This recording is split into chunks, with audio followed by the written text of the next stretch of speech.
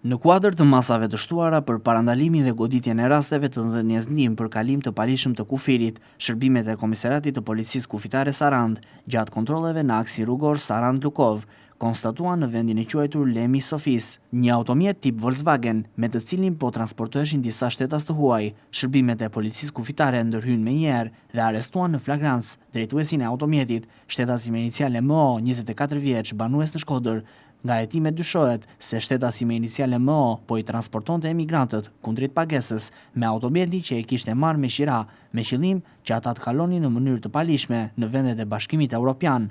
Automjeti u sekuestruan në cilësinë e provës materiale, ndërsa vijojnë hetimet për identifikimin e shtetasve të tjerë të përfshirë në këtë rast. Materialet procedurale u referuan në prokurorin pra gjykatës së shkallës së parë të jurisdiksionit të përgjithshëm Sarand për veprime të mëtejshme, për veprën penale, ndihma për kalim të palishëm të kufirit.